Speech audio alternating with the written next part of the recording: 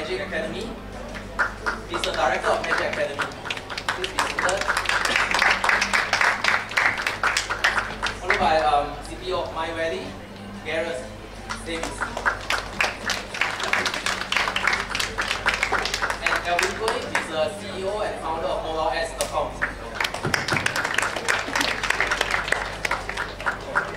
And I would like to invite Shuan.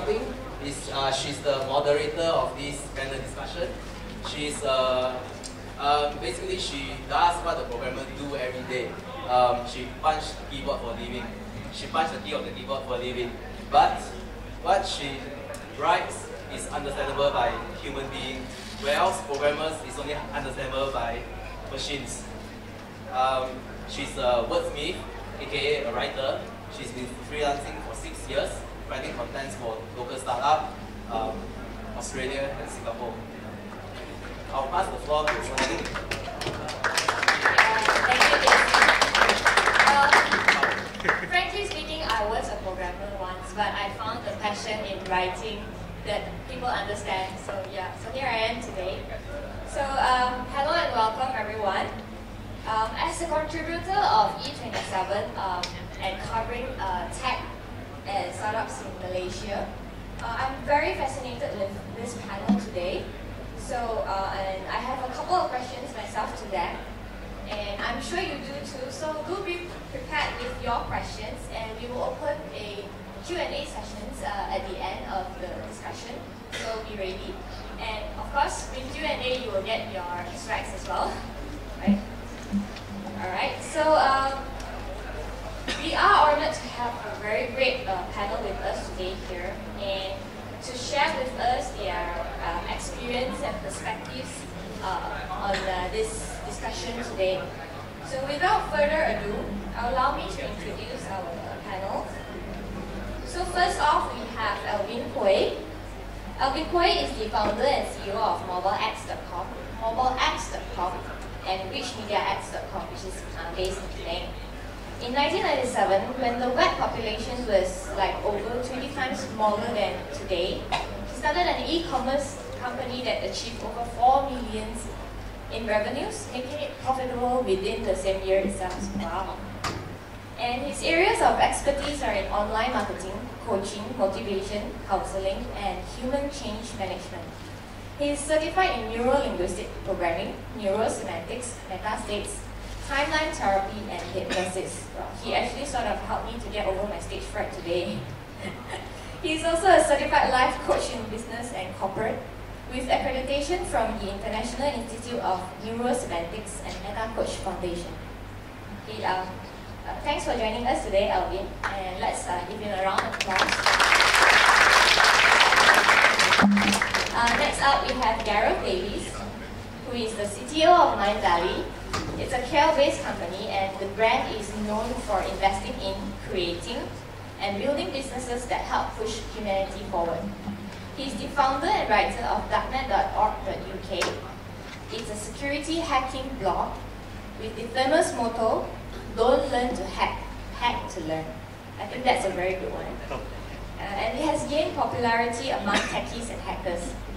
So the blog was founded in 1999 and was being listed as a top 5 security hacking blogs in year 2006. Gareth is also a professional photographer who is recognized by the name Shaolin Tiger. And he blogs about it on shaolintiger.com. You guys can check it out later. And he's an ex-hacker for hire. He's a community builder and a whiskey lover and an open source advocate. So I do hope you can get your whiskey tonight. Okay, last but not least, we have Dr. Cher. Dr. Lau is the director of Magic Academy, Malaysian Global Innovation and Creativity Center. He stayed in Australia for about 10 years and came back only recently in July 2014. He's co-founder of Cooperating.com, which is based in Brisbane, Australia, and it is a skill-based matching platform. He has built numerous web and mobile applications using a wide range, and I really mean wide range of technology stacks from Python, PHP, Ruby on Rails, C#, VB.NET, Java, and ASP.NET to Mint. And Dr. Lau is a big data scientist where during his PhD he created a new mining system to detect news topic in Twitter. He has won D3 Hackathon, MYDD Hackathon, and Astro Go Innovate Hackathon. So to both of you, welcome to Penang and thanks for joining us.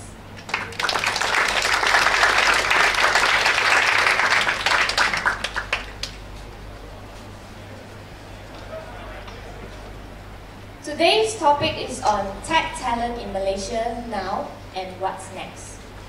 Malaysia has more successful tech startups than many of us realize. And with a few notable early successful startups are like MindEG Services, iProperty Group, MOL or Money Online, and our very own Penang-based startup which is JobStreet. Okay? And today more and more emerging and is growing, and you can even see a fraction of them today outside exhibiting. Okay. So with that, with the booming and the trending startups and techs in Malaysia, everyone is talking about joining startups, being prepared to be in startups, or even be part of startups. So it also created a lot of job opportunities. But talent acquisitions has become one of the major challenges in Malaysia. So with that, right, the objective of this topic today is to, we hope to get an insight and a perspective from this panel in terms of where we are today, the challenges, the opportunities moving forward, and what needs to come next. Okay? So I would like to start with a first questions for the panel, and anyone of you can jump in anytime. So my first question to you guys is, what is your personal view of the tech talent in Malaysia today? So perhaps you can talk about a bit about negative and the positive sides on this matter. Anyone of you like to take this? Okay, go ahead. Okay, the question again is, what is your personal view of the tech talent in Malaysia today? Okay.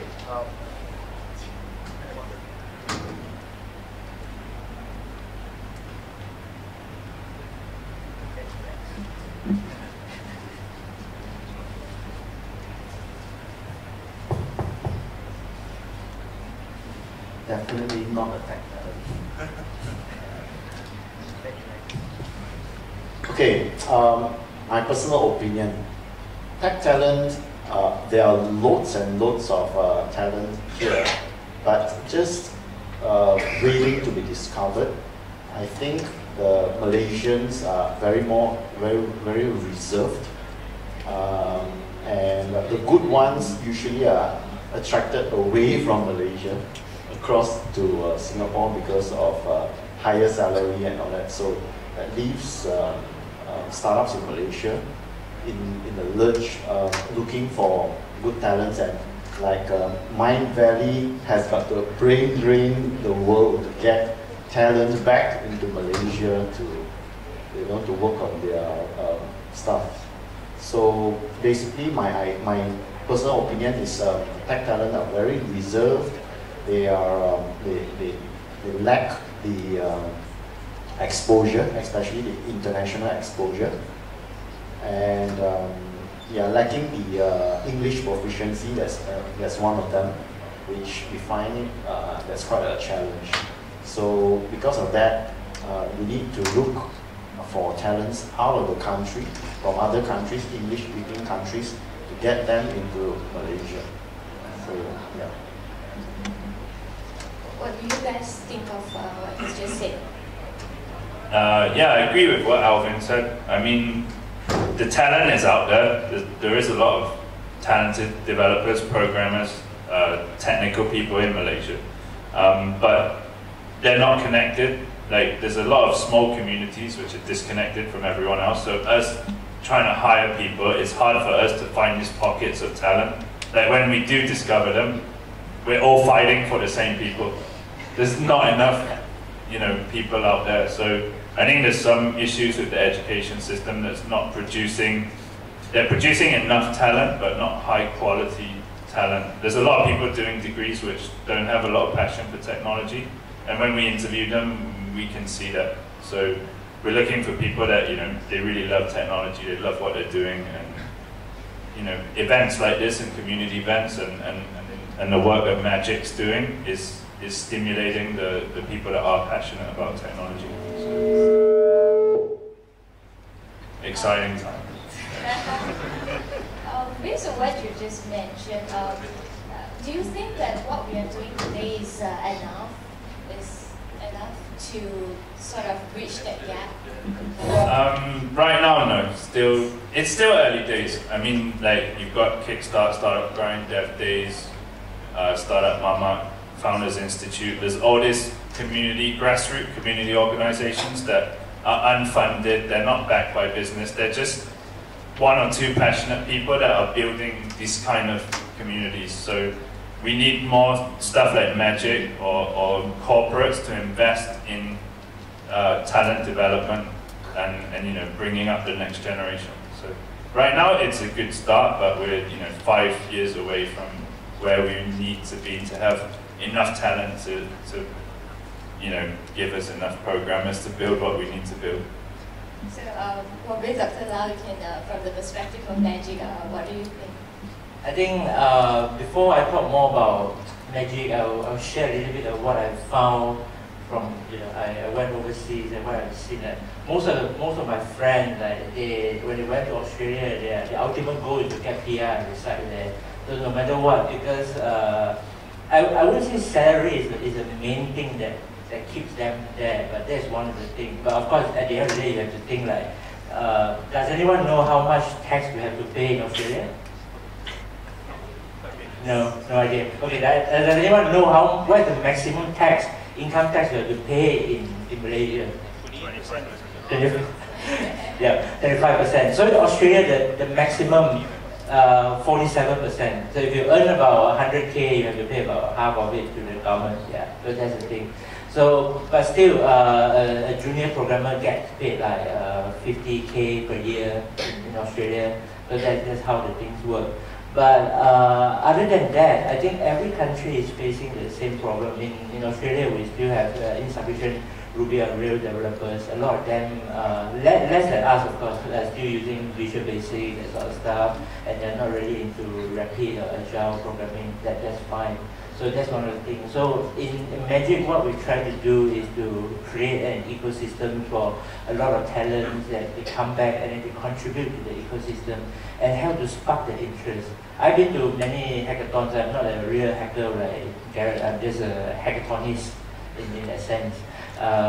So we always see the same people. So even if we run activities like what Gareth has said, Startup Mama, all these community events, you still see the same group of people. So I think from my perspective, we want more people to get involved. We want them to be exposed to this sort of thing to spark their interest. I think that's what I'm looking for. That's a very good perspective. So, what about, like, let's say, we understand that now there is a gap in mindset of talents and between mindset of talents and the expectation of founders towards like being technically and culturally ready for startups, especially tech startups. So, what is the essence that is actually required to be prepared and why? Because we understand that there might be students here today that are actually considering like what should I be like in order to join a startup. So what do you guys think? Like, what is the essence required? Okay, well, when we hire, I mean, this is just from our perspective and from previous companies as well, we don't particularly hire so much on hard skills. Like, because we're building on Ruby, like Doc said, there's not that many Ruby programmers anywhere in the world. Even in the Valley, there's a shortage of Ruby programmers. So in Malaysia, there's, you know, hardly any Ruby devs. And the degrees, like I said, the educational problem, they're still teaching VB, and when people graduate, they don't have usable skills, so they have to learn something. And in Malaysia, the predominant language is still PHP. So the majority of people we interview are PHP developers. So we're not hiring based on that because we don't use PHP. So we hire based on potential. So what we're looking for is someone that has an attitude that's towards learning. They demonstrate to us that they want to learn, and they've learned things outside of the curriculum. So, you know, for us, we'll ask you, do you have a GitHub repo? Have you contributed to any open source projects? Have you built something just for fun? You know, show it to us. We want to see what you did. That's what we look at. We hire people that don't have degrees. So, you know, education to us is kind of irrelevant. What we want to know is you have a passion for what you're doing, and you have the aptitude to learn new stuff, because we're going to challenge you, and we change direction fast and we change direction often. So we need people that can come on that journey with us. And most startups operate in that fashion. You have to be able to change, you have to be able to adapt. So those are more, it's more mindset than actual skills, but those are the things we look for. So, Alvin, do you agree with that? Fully agree. So basically, because of our education system, that get the student to learn, and rote learning, things like that, it cripples the student to be self-sufficient, to look for new stuff and create new stuff.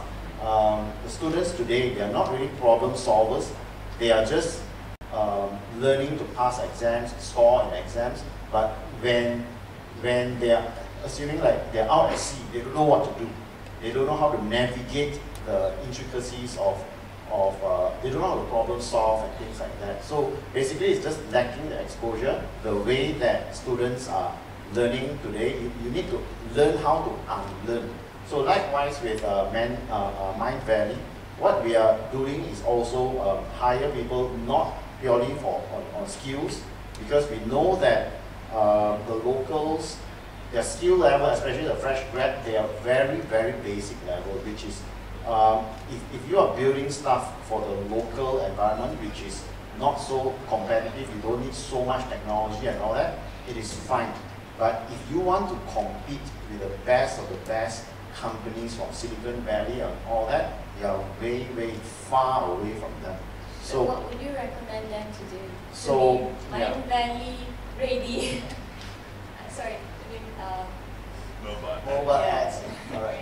So basically, what we hire for exactly with MindValley, we ask things like, we are just assuming that the potential hiree is skill level set is almost just beginner level. So we'll ask things like, okay, what have you done in school? Are you a student leader? Things like that shows initiative, going out of the way to grow himself, passionate about technology, what kind of things he or she reads, and what has by him or herself getting new skills by him or herself and things like that. We ask these kind of questions, and we get a lot of word of mouth recommendations, and then when we hire the person, we'll train. We'll hire for attitude, and we train for skill. So we get the best of the best trainers from Singapore and all that to have weekly training on all the latest technologies, and even communication. The students that come out today, they can't even speak proper English. They cannot communicate with our partners globally. So we even have a private English teacher every week, 2 hours in-house training all our team just to write proper emails, correct grammars and things like that. So if you want to be a global company, you need to globalize yourself, your communication and your English skills, things like that.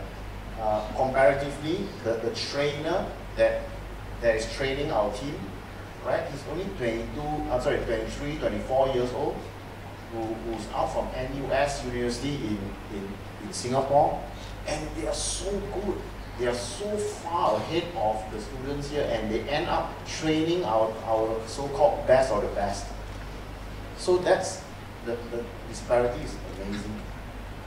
That's the essence required here.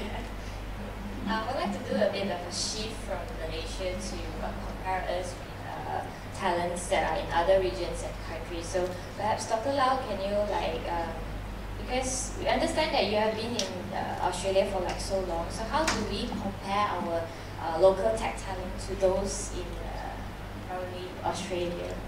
I think first of all I have to echo what Alvin has said, because to me it's a very cultural thing. I'm very, very Chinese person, so I never speak English for about almost 20 odd years. When I went to Australia, about 24 years old, so I don't speak English. I can read. The Malaysian education system equip us with very good reading skills, so we can read, we can write. But because of the environment, I came from Johor Bahru, so I don't get to speak English at all. I watch all those Hong Kong, police drama, police movies. I grew up watching gangster fighting movies, all this kind of stuff. So no science fiction, all this kind of thing. No, a lot of historical stuff, yes.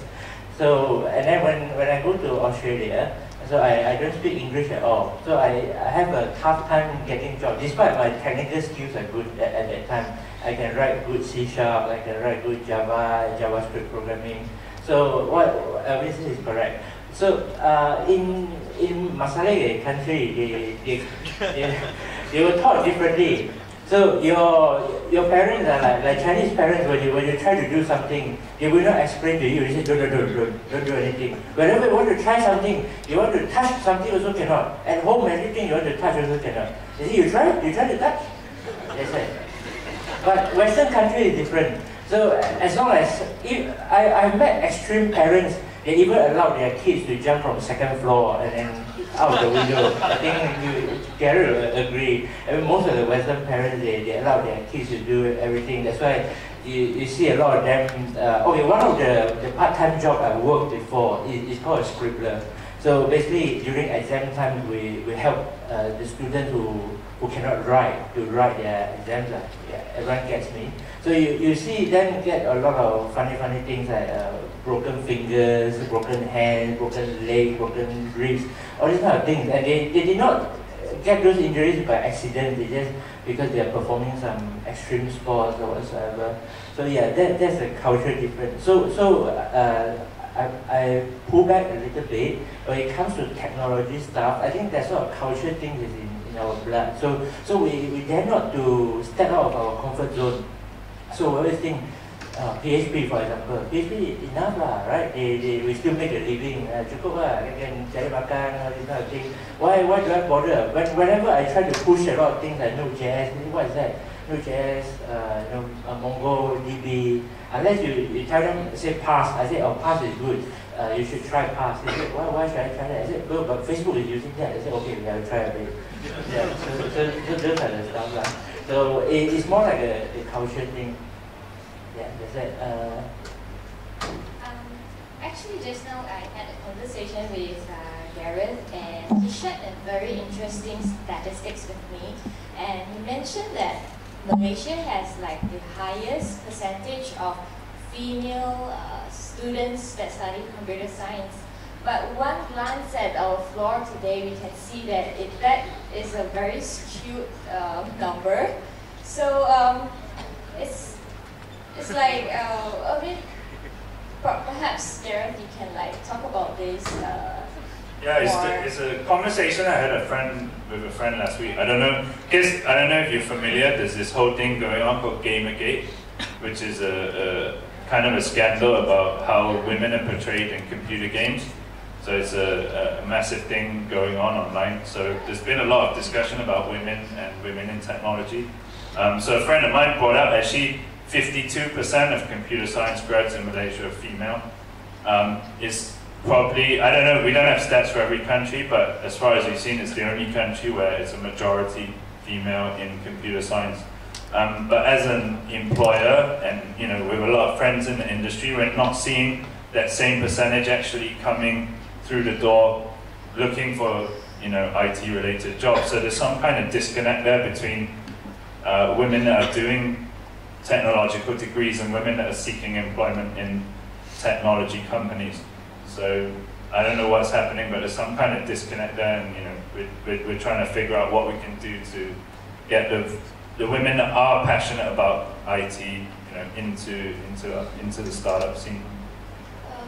about the rest of the panelists? I mean, what do you guys think that's the reason of this gap? Yeah, the statistics is about graduates or about enrollment. There's two different things. Graduates maybe because women they are more consistent, and then a lot of boys they drop out in the middle. I don't know. That might be the case. My opinion is in a tech startup world, it is more risky. So women are more, they want a better sense of security. So they will go for, factories and all that. Whereas generally their parents, they'll tell them, hey, I spent so much money on your education, right? Don't go and join this startup because you don't know whether he can pay you your salary and things like that. So women in general, this is my personal opinion, they are more, they want more sense of security and they rather work with big companies. I would like to dive deeper into talking about technical skills. So with the vast amount of technology stack and programming languages around, what would you recommend a newbie to learn first and why? It could be for those who has been already working for quite some time and would like to venture into more technological stuff, or perhaps even for the students who are trying to select what to start first. So what would you recommend a newbie to learn first and why? Oh, anyone can take this? I'll take this first. So basically, if you are in the app development, of course, iOS, Android, there's a given. But if you are in the web development, for me, it's in my environment, I think it's JavaScript, HTML5, all the front end stuff. Back end, I'm not sure. So. For me, yeah, definitely the hottest area right now is mobile development. Like, we cannot find good mobile developers, like high quality mobile developers, especially those that understand user experience, like UX oriented mobile developers, iOS or Android. Like, if you want to learn something from scratch, learn that. Like, people will pay you a lot and it's fun. So other than that, back-end stuff, obviously, as we mentioned, Ruby is probably the most in demand, followed by Python. Those would be the two good languages to learn. If you want a boring, stable job, learn PHP. Yeah, who wants to do that? Okay, a little bit of grandmother story. I started off with something called Turbo Pascal. Anyone heard of that before? Okay. Yeah, the old people. But that's not the first thing that I did. So I started off from editing config.c, autoexec.bash, and then go to QBasic, and then QBasic to the snake program, to basic, and then to creeper, to dbase and stuff. Some of the things I think they mentioned are all valid, because nowadays it's not, it's different from the good old days where one people can run a business. Like my grandfather and father time, one person can run a business and they can become rich. But nowadays in the IT world, everything is evolving so fast. So you can't really, just by knowing one skill, you have to widen your skill range. So like what Gareth has said, although you know how to develop apps, but you need to know the user experience and user interface. You don't have to be a master in that, but you have to know those stuff. But one of the funny things I found is that SQL language has not changed for the past 20 years, right? So that goes back to the second point I want to make. So I would say you grab something that is very fundamentally useful, like OOP, for example. You can learn Java, you can learn C#, doesn't matter, but you need to have a very good, solid foundation. Then you couple it with a rapid programming language like Python, Ruby, or JavaScript even. So that's my recommendation. You learn something that is very fundamentally important. You have a very solid skill set on that, on top, and that makes your journey easier. You can easily pick up other languages along the way. Right, yeah, right. Okay, it's almost time for Q&A, and I believe you guys should have questions. So But before that, I have one last, probably challenging question for you guys. And as for the audience, be prepared with your questions and we'll have a mic pass around later, okay? So this one last question from me would be, what could we be possibly talking about on this topic in 5 years' time? Anyone would like to talk about that? Yeah, still PHP, but how to get less PHP developers. You mean, I would like to narrow it down to tech talent in Malaysia. Like specifically in 5 years, it's hard to say because right now we're in a transition phase where, you know, the education system is starting to realize that it's broken. You know, the government's investing in organizations like Magic. The grassroots community is growing quite large now. So we're at that point where in 5 years, we could have really caught up. Like now Vietnam's overtaking us, Singapore is way ahead. We're looking to hire a lot of people from Indonesia, especially in Yogyakarta, there's a lot of IT graduates and they specialize they're coming out as mobile developers, Ruby developers, straight out of university. So in 5 years, potentially we could have caught up with others in the region. So we might be discussing then, you know, how to overtake them in 5 years. That optimistically, that's where I would like us to be. So I'd like to add that I'm very excited with what Magic is doing, especially in the latest event, the Magic Startup Academy.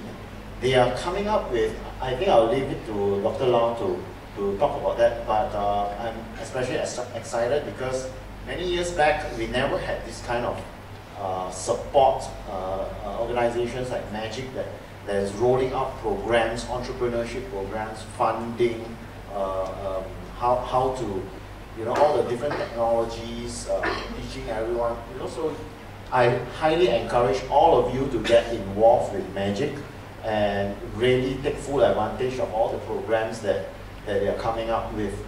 All right. So in the next 5 years, I will see definitely many more awesome people. Thanks, Alvin, for that. Maybe I will ask Shuan this question. I missed out the Malaysia IT scene for about past 8 to 10 years. Well, what we were discussing 5 years ago? That's a very good question. I think 5 years ago, yeah, we never even had such things. Yeah. Okay, that's probably the best answer. So I think in 5 years' time, what I look forward to is we still have same more exciting things coming up. So I don't see that what everyone has been saying that okay we must be ahead of what other countries or what that sort of thing, but we must be aware of what our neighboring country is doing, like how we position ourselves in terms of the regional and the international level as well. So I think that's very, very important.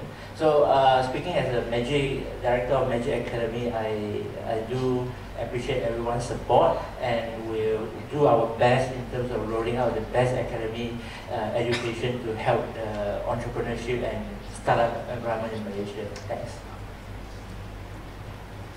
One thing I want to add, in the age of globalization today, we as employers, we can hire people anywhere in the world. For example, we have a designer based in Jakarta who has been working with us for 2 years. We have just hired a team in Vietnam to do search engine optimization and digital marketing. We have Ukrainian working for us based in Poland. So if you guys are not up to that standard, right, your potential employers, the world is the hiring ground. They will be hiring people from Vietnam, from Philippines, from Indonesia, and station the people in the country without flying them over here to Malaysia. So you guys need to up your standard, right? Magic is creating that kind of facility. Please take full advantage of it. Learn up your skills, especially learn up your communication skills and English. And then you'll be on par with the rest. Yeah, I just want to add to that. Like, we have employees from 37 different countries currently, right now. Like in my team, in the tech team, we're about 20 people. We have people from Indonesia, Maldives, Syria, Iran. Like Alvin said, the world's gotten a lot smaller, so we can hire from anywhere. And mentioning Vietnam, there's a company, they're actually from San Francisco. I don't know if you've heard of them, called Agility. They're something like Pivotal Labs. So we actually outsource some work to them because A, we can't hire people fast enough, and B, there's no such company in Malaysia doing that quality of work, like Pivotal Labs in Singapore. It's called Agility, agility.io, and their whole development center is actually in Vietnam. So, you know, it shows that this region is developing that kind of talent, just Malaysia's a bit behind the curve. So, and like Alvin said, we will hire from anywhere in the world. So if you want to get hired, you have to compete with global talent. Yeah, I guess it's pretty apparent that nowadays, not just you guys, but a lot of other startups and even businesses are actually hiring from elsewhere. So I do understand that we are actually, we have like magic and all that to try to move this forward. And I would like to also add on to this in the sense that I think we as the community also constantly trying to bridge that by having events such like this to connect with those founders, startups, founders, tech, those people who are looking for talents, and with you guys who is like looking for answers to such things. So with that, I would like to thank you, and I would like to open the sessions to the floor. So does anyone has any questions? Yeah, we have one over there. Can you have a mic?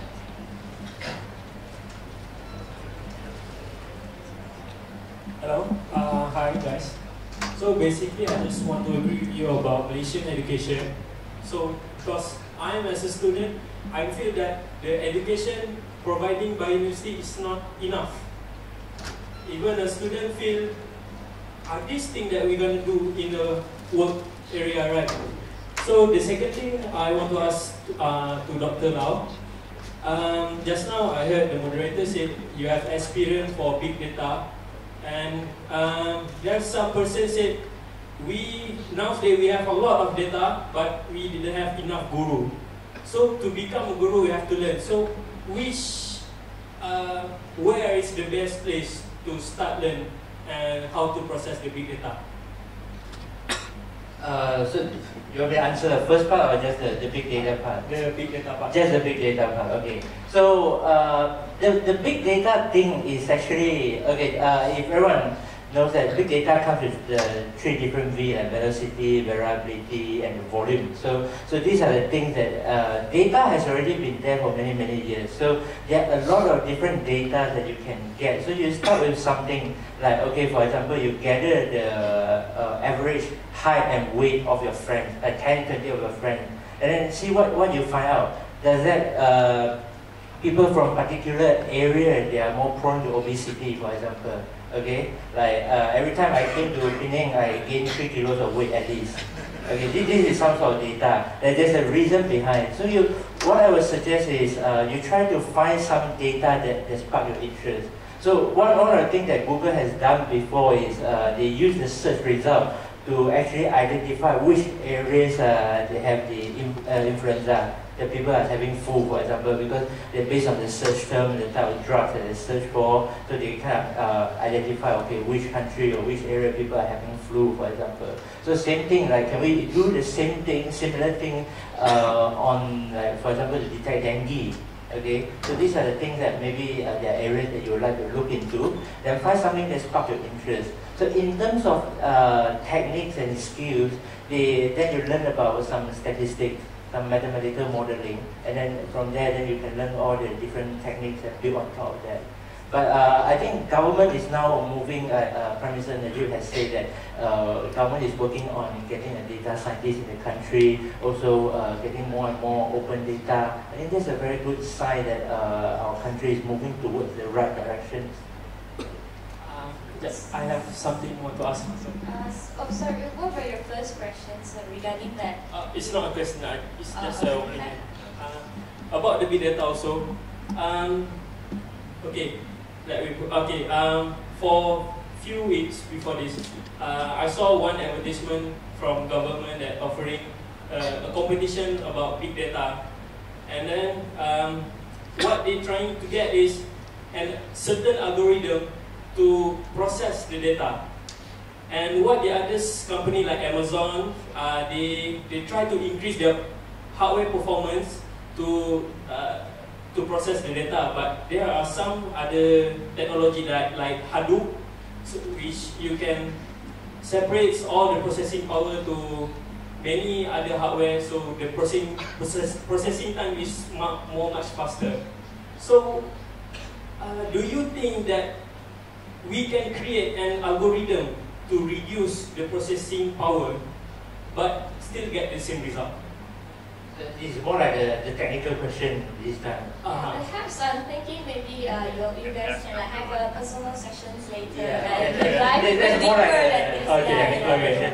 But Thank you very much. To wrap up, my personal opinion is all of our mobile devices, I think, is overpowered, right? So if we can find a way to utilize everyone mobile phone, laptops, tablets to do something, I think we can create a very, very powerful computational grid. Yeah, this is my personal view for that. So we'll take next questions. I believe we have one over there. Yep. I just want to add something about the big data. There's a project called SINAR, S-I-N-A-R. It's a community project using government data and trying to process it. So if you want to start learning, perhaps you could contact those guys and get involved in the project. That'll give you a good start on how to analyze the data. Next question. Hi guys, I'm from Cisco Malaysia. So I'm actually from the networking industry. I believe everyone here is a programmer, but from the network industry, I echo what you all said about talent in Malaysia. English is very important. Do brush up on that, and always try to exceed your own capabilities. Learn yourself, right? And about big data, it all starts with you, right? And I believe Google is the best place to go and learn everything. So my questions for the three of you all is, you talk about globalization, you talk about talent acquisition. As a company owner, I'm still an employee, as a company owner, how do you value employees? And what do you do to retain them? And because it's global, how do you compete with others to retain talents in Malaysia? That's three questions, right? Yeah, so the first one is, how do you value employees here in Malaysia? Because you talk about brain drain, everyone's going across, right? The second one is, how do you attract all these people to come towards you? Because it's global, they can always jump to someone else, right? So how do you keep them up to date? How do you keep them happy? And then the third question is? The third question is around those two combining together. So I think if you answer the first two, you can get a few here in the local Malaysian scene. Well, with talents, you need to know what they want. Every single talent is different from, some people, like for me, I'm in the mobile industry. I'm a bit lucky because mobile industry is very, very exciting, especially I'm in the mobile advertising industry. It is like triple-digit growth every year.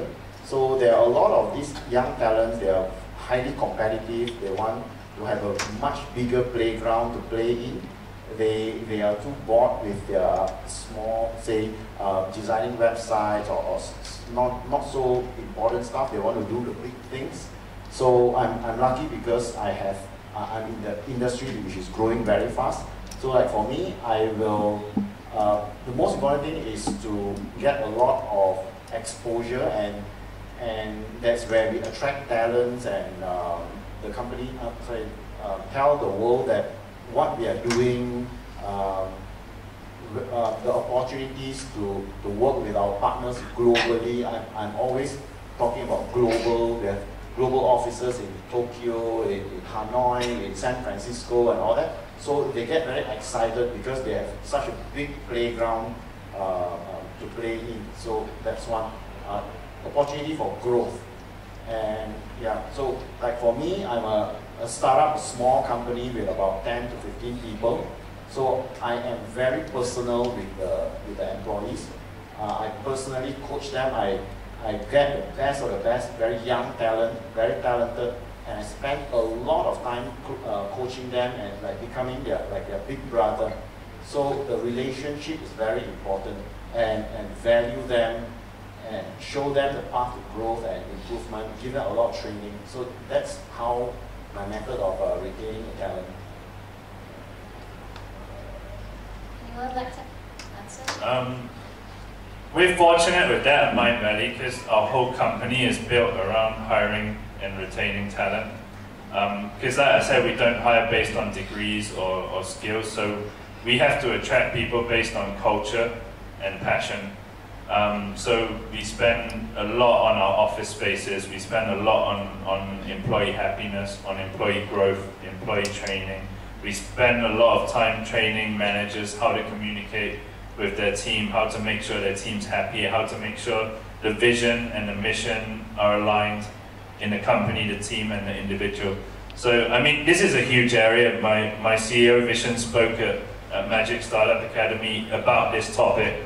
It's, like Alvin said, mostly it's about culture, like exactly what he's doing. It's about grooming the people, making them feel important, making them feel you value them, making them feel you care, that they're growing not only technically but personally as well.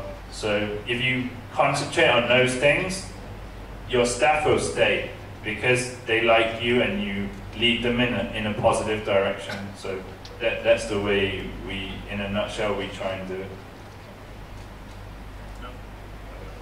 Any other question?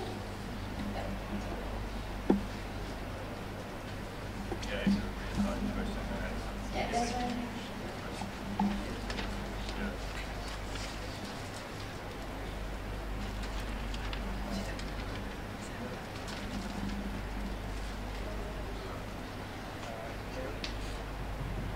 Hello, I am Davies, and I want to ask that also you said that degree is not very that important, okay?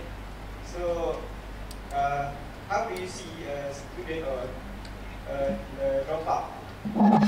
Any commitment in other open source communities and stuff? So what is his chance in the career, in his career? So what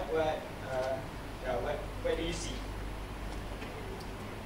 I'll go first on that. Yeah, we've hired a number of people without degrees. We actually had a guy from Holland who was an intern. After his first year, came and worked with us and decided to not continue his degree because he found what he was learning working with us was way more valuable than tertiary education. And like all of us have said, we hire on potential and passion, and you can demonstrate that with or without a degree. It's not that relevant. It's relevant if you want to join Cisco or IBM or Accenture or KPMG. They won't hire you if you don't have a degree. If you want to join a startup or probably Magic, I don't know what your hiring policy is, but for us or probably Alvin or a lot of the people I know, we don't care if you have a degree or not, because a degree teaches you soft skills like time management, teamwork, how to commit to something 3 years and finish it. Like, those are good skills, but programming, MongoDB, big data analysis, you're not going to learn that in university. You have to learn that yourself and come to us and prove that you know what you're talking about, and we'll hire you if you have a degree or not. It really doesn't matter to us. Like, sorry, I would like to add on to that. Degree to me is not very important. It is the level of skill that you have and the passion to learn. It's not what you currently have, but it's what you can do in 3 to 6 months that I look at. And personality and all that is very important. For example, my designer in Jakarta, he doesn't even have a degree. He doesn't even come from a degree from the design school. He was an engineer. but his design, because of his passion, his design is out of this world. You see, so it is even to I have read Google recently. They don't hire anymore top students from Ivy League. Yeah, there was an article I think last week. Yeah, it's not important anymore. It is your attitude which is more important. I have 3 degrees, so I have a good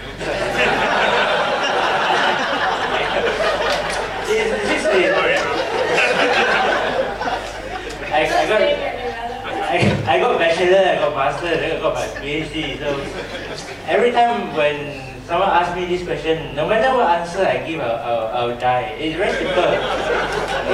If I say degree is not important, because of course you got the higher degree already, of course you say degree is not important.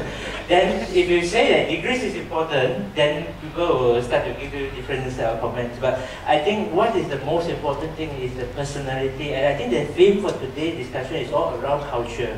I think that's how well you fit into the culture. I got my PhD degree, but it doesn't mean that I can't join a startup. I must go to become a professor and that sort of thing. It depends on what sort of culture that you really, what your passion is. That's the important thing. But Google has its reason to say not to hire people like top students. It doesn't matter we have a bachelor degree or not. But those people with the top performance, they're usually a little bit harder to work with. This is my personal experience. They are harder to work with. They don't really follow instructions properly. Okay, so what I've been through in all my degrees, because I took a coursework degree, I took a research degree. PhD degree is about something about they make you think. They give you the set of critical thinking. PhD, they do nothing. Our life very simple. Every day you just sit down and think. Okay, like everyone knows Socrates and Pythagoras. They're thinking why it has to be in a triangle. Yeah, that's the thing. So I sit down and think about why. How can I make sense of tweets? Why everyone likes to use Twitter so much? Why they like to share their things on Facebook, for example? So those are the process. I don't really say that the degree itself is important or not. Okay, I'm not making a claim here, but the process is important. The sort of training you receive during your academic life, I think that's the one that really groom and grow you as a person. Yeah. I think we will take only the last question. So there's a lot of hands here. Yeah, I think this guy has been like putting up his hand for many times. So yeah. Hello, testing. Hi guys, I think this is a good talk. Then I got one question, and it's more on the talents in Malaysia. And this question is a bit slightly complicated. So, alright, how do you actually drive change? I mean, we are talking about open thinking, and then we are talking about asking the people to go against the norms, like you must have a degree to go to a job, or you must study this new language, then you can earn a steady income and so on. How do you actually drive this kind of change in an ecosystem that's actually trying is impeding you somehow? So I give a few contexts, a case. Example, when I coach a student about creativity using Legos, example. So the kids actually I just give them freedom and do it. Then he went out and do it himself, create something that's like out of ordinary, out of topic, but it's fun. So it's he enjoyed it. I enjoy it as a voluntary trainer, but the teacher is not enjoying it. The teacher says, no, I want this, I want you to follow this. Then she actually lectured me at one time as well. She said, this is school, this is students. We can't simply offer freedom to the kids, but the kids are not going to have any, the kids is very hard to control. So I got like, oh, wait. So you want me to go systemize, and then you want me to go back to programming the kids. So these are the situations that I fall into when I try to teach language robotics, children, less than young. So how do you have any sharings or experience? How do you actually overcome this kind of system?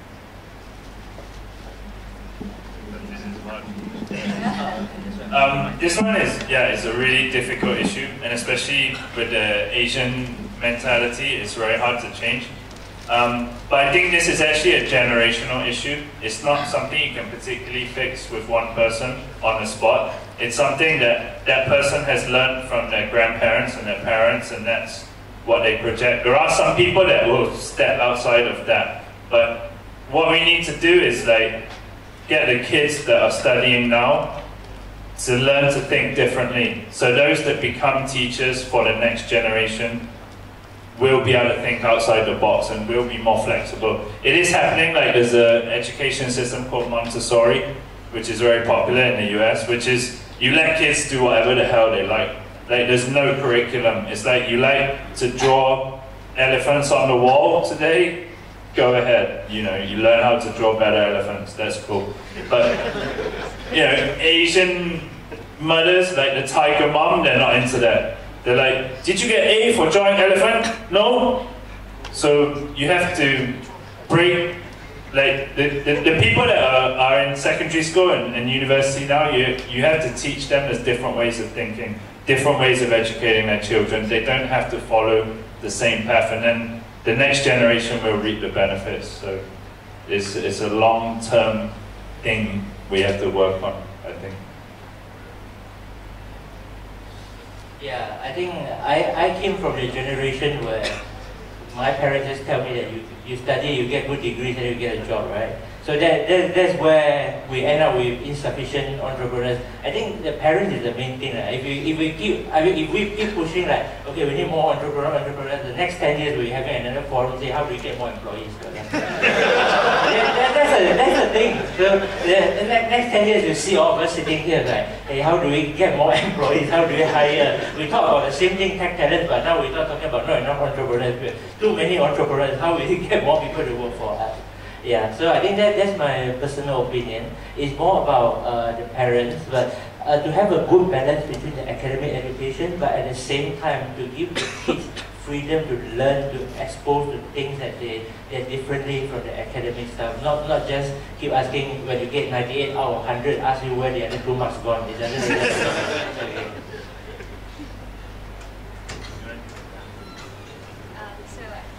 I think thanks everyone for attending, and let's